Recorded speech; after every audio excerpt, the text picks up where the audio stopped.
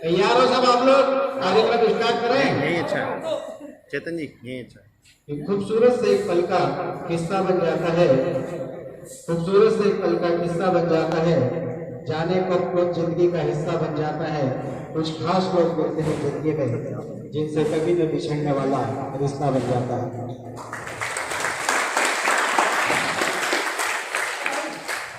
आदर, अभिनंदन, आभार, नमस्कार, आदाब, सत श्री अकाल, जय जिनेन्द्र। शुद्धता बोले तो, शुद्धता बोले तो। दोस्तों, आप सभी को आज के शुभ दिन की हार्दिक शुभकामनाएं। दोस्तों, माँ की ममता, दोस्तों माँ की ममता और पिता की क्षमता, माँ की ममता और पिता की क्षमता जिस दिन ये दुनिया समझ जाएगी उस दिन दोस्तों ये धरती स्वर्ग बन जाएगी। तालियां तो बजा दो एक बार। बहुत गहरी सोच में आप लोग चले गए। माता पिता की जब बात आती है तो गहरी सोच में क्यों चली जाती है दुनिया में, को समझ में नहीं आती। आगे मैं बढ़ाना चाहूंगा कार्यक्रम को कि आज हमारे आदरणीय अभय भैया जी का जन्मदिन है और साल में दूसरा साल है जो हमने यहाँ एकत्रित होकर कुछ लोग शामिल नहीं हो पाए क्योंकि प्लांट और बटर का काम ऐसा है कि हम बंद नहीं कर सकते, पैकिंग का काम बंद कर सकते हैं पर प्लांट को रोक नहीं सकते, इसलिए कुछ आधे लोग शामिल नहीं हो पाए हैं। तो हमारी 10 जो खास बात है हमारे अभय भैया जी ने वो आज सबको बोलना चाहूंगा मैं। गौर करिएगा, इस कंपनी की नींव रखने वाले, इस कंपनी की नींव रखने वाले, एक ही माला में सबको पूरा कर रखने वाले, इस कंपनी को टॉप तक पहुंचाने वाले, बिजनेस को गंभीरता से लेने वाले, हर कर्मचारी का अच्छे से ध्यान रखने वाले, हर कर्मचारी का जन्मदिन मनाने वाले, 55 में भी 35 के दिखने वाले, जोरदार ताली हो जाए। 55 में भी बच्चे अपने आप को फिट रखने वाले, रोज सुबह जल्दी उठकर एक्सरसाइज करने वाले, जिनका आज जन्मदिन है दोस्तों, और इनका हम 55वां जन्मदिन आज मनाने जा रहे हैं। एक बार जोरदार तालियां हो जाए दोस्तों।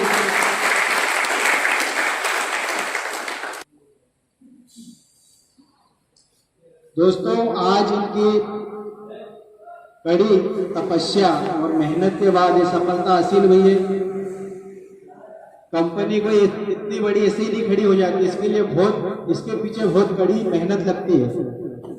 आज से 25 साल पहले की बात बताता हूँ, जब हम सावर रोड पे काम करते थे, उस टाइम जितने भी वहां के सेठ लोग रहा करते थे सब अपने अपनी कार से आते थे। कोई मतलब महंगी महंगी जो भी कारें हैं उनका नाम अभी मैं बता नहीं चाहूंगा, जैसे कोई क्रेटा से आ रहा है, कोई बहुत सारी ऐसी कारें हैं जो बाजार में भी उपलब्ध हो गई। पर उस टाइम में हमारे आदरणीय अभय भैया जी कड़ी धूप में एक पुरानी एक्टिवा हुआ करती थी इनके पास और उससे आते थे, और जब बारिश होती थी तो रेन कोट पहन के आते थे, और जब ठंड पड़ती थी तो एक टोपा और स्वेटर पहन के आते थे। जब हम बात करते थे सब, यार अभय भैया कार से भी तो आ सकते हैं, ये एक्टिवा से क्यों आते हैं? आपस में बात भी करते कर्मचारी, पर हो सकता है इनका और कुछ बड़ा सपना हो। हम तो क्या छोटी सी फैक्ट्री में काम करते थे, हमारी सोच वही तक थी, पर आगे हमने देखा कि उनकी आज कड़ी तपस्या मेहनत करने के बाद में इतनी बड़ी कंपनी बन पाई और हम सब लोग यहाँ आज उपस्थित होकर काम कर रहे हैं।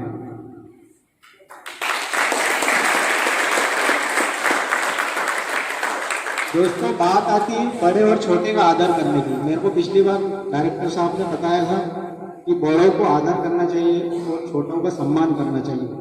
पर दोस्तों, जब बड़ा व्यक्ति छोटे व्यक्ति का सम्मान करता है तभी बड़ों से ही छोटा व्यक्ति सीखता है कि कैसे अपन आदर करें बड़ों का और कैसे करें। तो मैं बात बढ़ाना चाहूंगा आगे, थोड़ी सी में थोड़ा सा समय लग सकता है 5 मिनट का, कि बड़ों का आदर दोस्तों हमको सबसे जो सीख मिलती है श्रीमान हनुमान जी से। वो इतने बड़े व्यक्ति हैं कि वो अकेले ही एक उंगली पे अपना पहाड़ उठा सकते हैं, फिर भी सभी लोगों के सामने वो हमेशा, जैसे छोटा हो चाहे बड़ा हो, ऐसे हमेशा उनकी फोटो रहती है।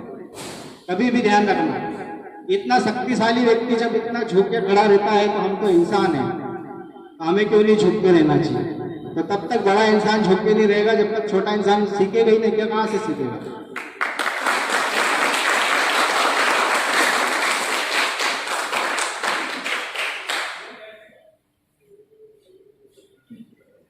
दोस्तों एक और बात है आगे की, जो हनुमान जी वाली बात बताई मैंने कि अपने को जिंदगी में एक सीख दिखाती है। वो दूसरी बात, किसी को भी अपनी पोस्ट या किसी बात का घमंड नहीं करना चाहिए। आज मैं दिल से बात कर रहा हूँ, अगर कोई भी पोस्ट का गलत फायदा उठाता है, पूरी ईमानदारी लगन से काम करना चाहिए, बाकी गलत फायदा नहीं उठाना चाहिए अपनी पोस्टों का।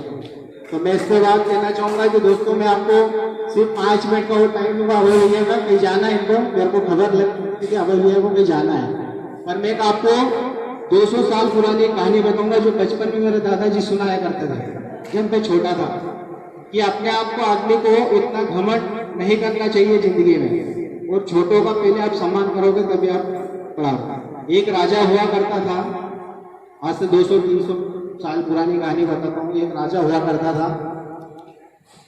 उसकी नई नई शादी हुई थी। उस जमाने में जो पत्नी हुआ करती थी वो बड़ी नत्थी पहनती थी, नाक में बड़ी नत्थी पहनती थी, और तीर कामती कौन कौन चाहता है दोस्तों? जो उस जमाने में बंदूक गोले बारूद नहीं चलते थे, सिर्फ तीर कामती चलती थी। कौन कौन जानता है तीर कामती को? सिर्फ एक ही जने जानता है। चलो कोई बात नहीं। जब तीर से निशाना लगाते थे दोस्तों, वो राजा अपने आप को इतना ताकतवर समझता था कि मुझसे निशानेबाज और ताकतवर कोई नहीं है इस दुनिया में। वो अपनी पत्नी को बीच चौराहे पे खड़ा कर देता था, वो तीर का निशान लगाता था ताकि उसकी नाक की नथनी में से वो तीर अंदर घुस जाए और बाहर निकल जाए, ऐसा निशाना लगाता था। तो पत्नी सोचती थी, और उसके बाद निशाना लगाने के बाद जब रोज पूछते थे वो कि बता मुझसे कोई इतना बड़ा ताकतवर व्यक्ति है या मुझसे बड़ा कोई इतना निशानेबाज आदमी है, तो पत्नी बोलती थी नहीं पति देव, आपसे इतना बड़ा ताकतवर और निशानेबाज व्यक्ति नहीं हो सकता। तो एक दिन 10 दिन गुजर गए, 20 दिन गुजर गए, 25 दिन गुजर गए। उसके बाद में जब पानी भरने जाते थे गांव में, रोड में हुए थे या हेडपंप से पानी भर के लाते थे, आजकल तो घर घर में नल हो गए हैं। तो एक दिन अम्मा जी, हमारी 70-80 साल की अम्मा थी, 60 साल की करीबन थी, तो उन्होंने पूछ लिया कि बेटा तू इतनी रोज दुबली क्यों होती जा रही है, क्या बात है? तो उन्होंने कहा नहीं कि क्यों दुबली होती जा रही, पर उन्होंने बार बार पूछा कि माता जी ऐसी बात है कि मेरा पति रोज मेरे को खड़ा कर देता है और तीर का निशाना ऐसा लगाता है कि नथनी से उस पार हो जाए। अब वो पूछते हैं बाप ने कि इससे बड़ा ताकतवर है कोई मुझसे, या मेरे मुझसे कोई निशानेबाज है? उस बुढ़िया ने बोला कि आज ये बोल देना कि जा तुझसे कोई ताकतवर और निशानेबाज दुनिया में कहीं पड़े। तो उसको लगा कि अपने पति को कैसे बोल दूंगा।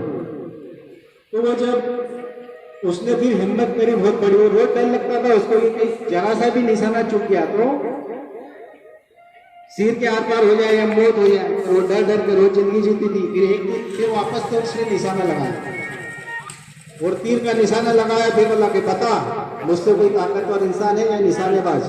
तो उस दिन हिम्मत खोल के उसने बोल दिया कि आप जैसे कई ताकतवर पड़े दुनिया में। तो उसका दिमाग खराब कि मुझसे ताकतवर इस दुनिया में और कौन पैदा होगा। तो उसने अपना बैग बोरिया बिस्तर बांधा और चल गया। यहाँ से कम से कम 300, 400, 500 किलोमीटर के बाद एक आदमी बैठा था वहां पे और उसको बोलने लगा कि भाई तू यहाँ क्यों बैठा है? अब देखो दोस्तों उसकी ताकत का अंदाजा लगा। उसने बोला कि भाई मैं तीर मैंने छोड़ा है आज, और यहाँ 3 दिन आके बाद गिरेगा ये सुपारी पे, मैंने सिक्का रखा और सुपारी 3 दिन बाद इस सुपारी पे गिरेगा और ये सुपारी भगवान को चढ़ाऊंगा, इसके बाद मैं आगे बढ़ूंगा। तो उसका दिमाग खराब हो गया कि यार मैं तो सिर्फ सामने देख के निशाना लगाता हूँ, इसका तीर 3 दिन बाद आएगा और भगवान को चढ़ाएगा। वही सुपारी आज गुटखा पहुंच खाने का काम में आती है, पहले सुपारी भगवान को चढ़ाई जाती है। तो उसने बोला कि ठीक है मैं देखता हूँ। 3 दिन बाद आता भी है कि नहीं कि ऐसे ही बेवकूफ बना रहा है। 3 दिन उसने निशाना लगाया और 3 दिन तक वेट करा वहां पर, और वही सुपारी वहां पे गिरी नीचे और वो सुपारी वहां फूटी और भगवान को चढ़ी। तो उसने सोचा कि यार जब ये 3 दिन बाद इसने सुपारी फोड़ी और 3 दिन बाद इसने शक्ति, तो इससे भी बड़ा कोई होगा फिर मुझसे ताकतवर। बोला कि देखते हैं कि इससे 2 ताकत जैसे इतने बड़ा तो और भी कोई ताकतवर होगा। तो एक अम्मा जी वहां से दोनों दोस्त मिल गए। 300 किलोमीटर बाद चलते चलते, पहले पैदल चला करते थे, कोई वाहन नहीं था उस टाइम में, पैदल चलते चलते चलते गए। एक अम्मा जी बैठी हुई थी वहां घर के बाहर, पहले घट्टियां हुआ करती थी, आजकल चक्कियां होती है घर में। हाथ से आटा पीस रही थी, और उसने पीस पीस के 10 क्विंटल आटा पीस के ढेर लगा दिया। तो उसने बोला कि अम्मा जी ये आपने आटा इतना ढेर क्यों लगा दिया, क्या बात है?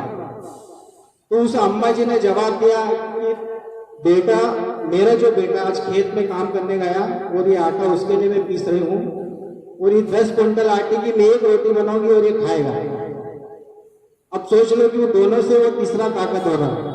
तो दोस्तों, इससे ये शिक्षा मिलती है कि कभी भी किसी को अपने आप पे ज्यादा वो नहीं करना चाहिए कि मुझसे बड़ा कोई ताकतवर या निशानेबाज या कोई नहीं हो सकता, कि दुनिया में कई पड़े हुए हैं। इससे ये शिक्षा मिलती है। ये कहानी यही समाप्त होती है।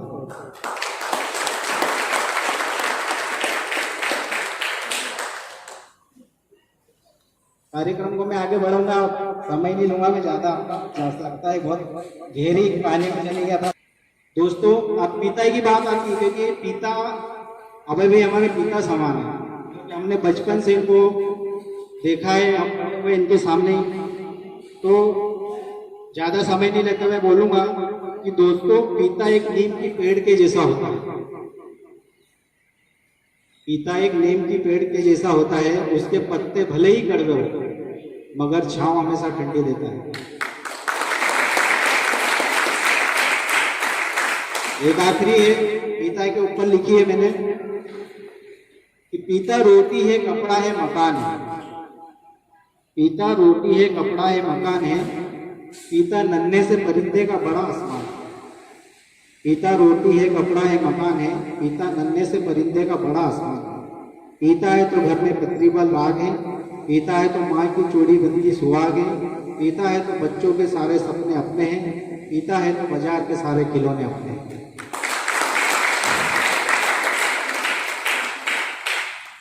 समय नहीं लेते हुए स्वागत का काम स्टार्ट करें। एक बार फिर बोलना चाहूंगा कि कल हो तो आप जैसा, महल हो तो आज जैसा, और कद्रदान हो तो आप जैसा।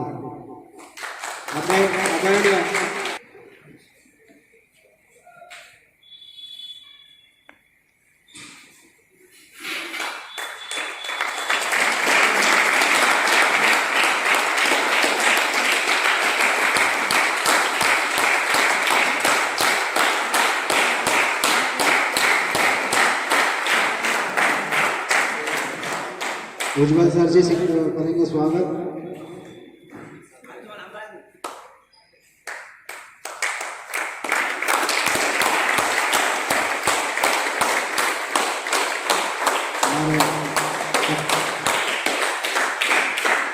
सक्षम जी स्वागत करेंगे।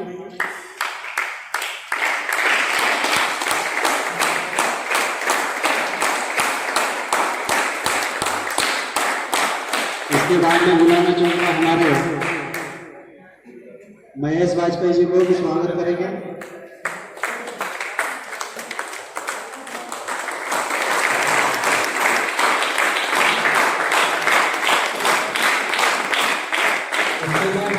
आमंत्रित करना चाहूंगा हमारे राहुल चावड़ा जी से, तो स्वागत करें। जल्दी आप फटाफट, टाइम ज्यादा ले लिया मैंने आज।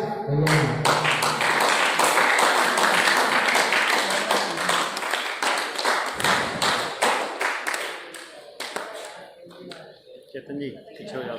जोरदार तालियां हो जाए दोस्तों।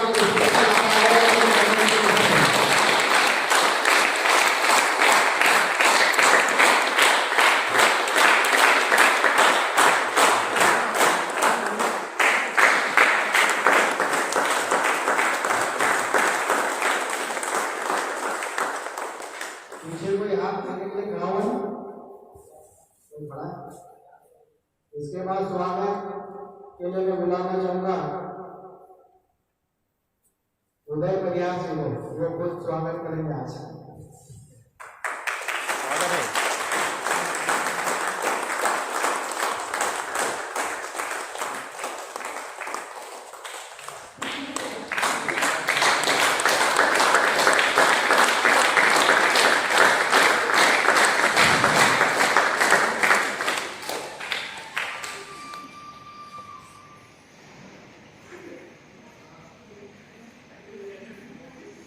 समय सीमाओं को देखते हुए कार्यक्रम को आगे बढ़ाऊंगा। इसके बाद हमारे जीवन सिंह जी आए हैं। जल्दी से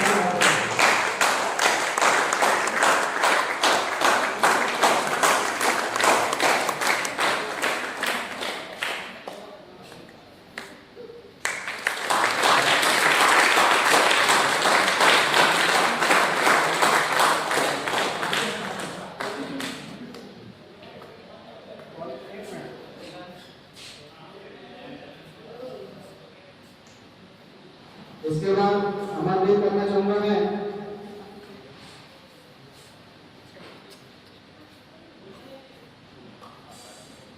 हमारे राजेंद्र जी को आमंत्रित करना चाहूंगा कि अभय भैया को स्वागत करें, जल्दी से जल्दी आ जाए।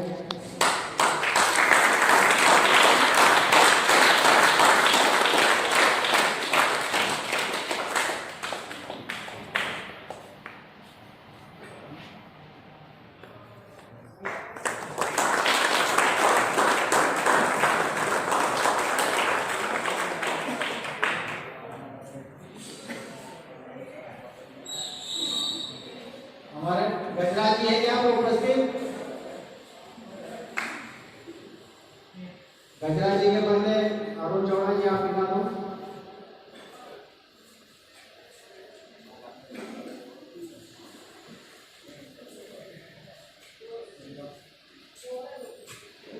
हमारे पीछे जी आ जाए,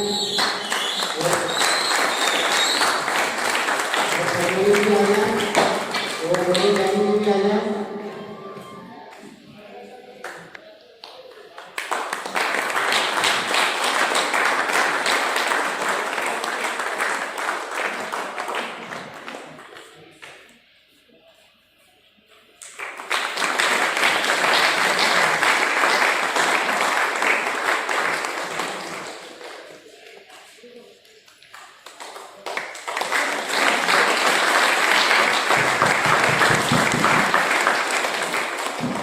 मुझे हाथ में बचे हुए भी तो कोई किसी का नाम भूल गया नहीं। अभी एक हाथ बचा हुआ उज्जवल सिंह जी को बोलेंगे मैं सॉल्व करवा देंगे इसका नाम और बचे हुए दर्शन जी स्वागत करेंगे अपने मौसम जी का।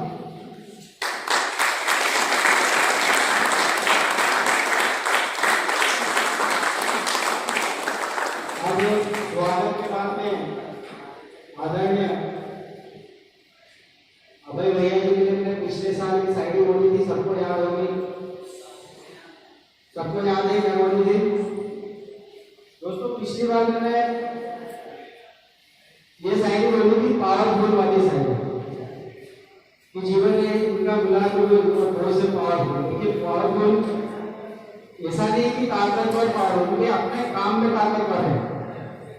पावरफुल का मतलब ये होता है और उसका गलत मतलब मत निकाल लेना कि लड़ाई करते हो क्या भाई करना। ये अपने काम के बदौलत ताकतवर है और जितना इनसे लोग करते हैं उससे डबल इनसे सब लोग प्यार भी करते हैं। तो इनके लिए मैं एक शायरी बोलना चाहूंगा कि जिनकी बातों में बड़ी मिठास, जिनकी बातों में बड़ी मिठास, जिन पर दिलों को है बड़ा विश्वास, ऐसे दोस्त को हमेशा पलकों पर बिठा कर रखना क्योंकि ये हर किसी के है खास।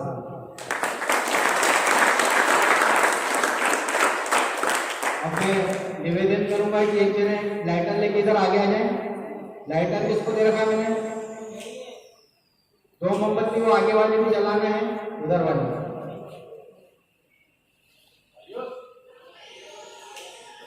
और एक जने ये रविंद्र आप इधर खड़े हो जाइए।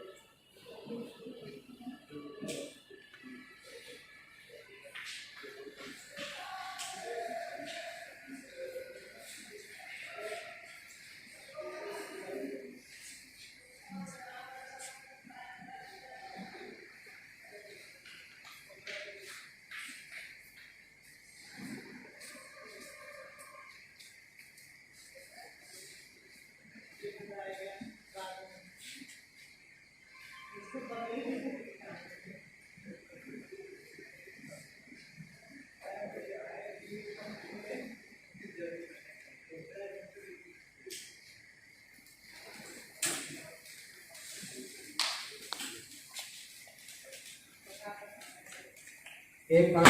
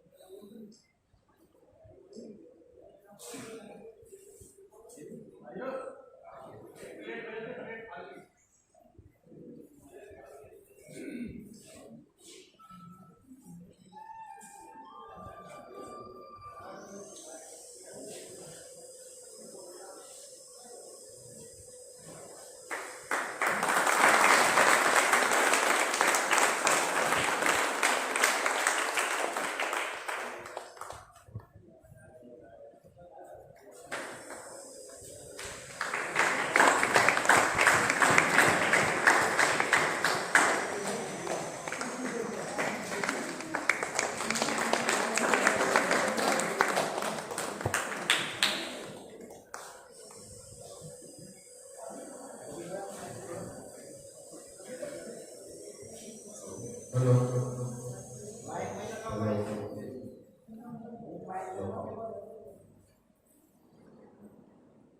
हेलो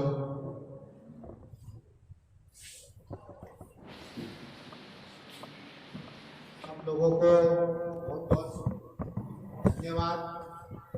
आज से 2 साल पहले जब मेरा जन्मदिन मना था तभी हमने बोला था कि सब जनों का यहाँ पे जितने भी जने हैं सब अपना लिखा है और सबका जन्मदिन यहाँ मने। इससे ये निरंतर चल रहा है, बहुत अच्छी बात है। अभी एक अपने यहाँ पे जितने भी सब जने जो भी लोग काम कर रहे हैं, किसी के बच्चे 12वीं तक पढ़ रहे हैं, जो भी जिनके भी बच्चे 12वीं तक पढ़ रहे हैं, कॉलेज में पढ़ रहे हैं, सब एक जानकारी ऑफिस में देवे ताकि किसी को किसी भी प्रकार की कोई ज़रूरत हो तो हम यहाँ पर शर्मा जी से सबसे चर्चा करके जो भी मदद कर सकते होंगे हम करेंगे, चाहे कापी किताबों की हुई, फीस की हुई, किसी भी प्रकार की। पहले हम हमारे वहाँ पुरानी फैक्ट्री में सभी जितने भी जने थे उन सबको किसी भी प्रकार की हेल्प करते थे कि भाई कंपनी की ओर से जो किताबें लगती थी, किसी बच्चों को ड्रेसें लगती थी या कोई स्कूल की फीस है ऐसा, तो हम चाहते हैं कि इस साल से यहाँ भी चालू करेंगे। किसी को भी सब अपने अपने देव देवी शर्मा जी और ये 5-7 जने को अपन बिठाएंगे जो ये डिसाइड करेंगे कि हमको किसको क्या देना। तो आप सब लोगों को जो भी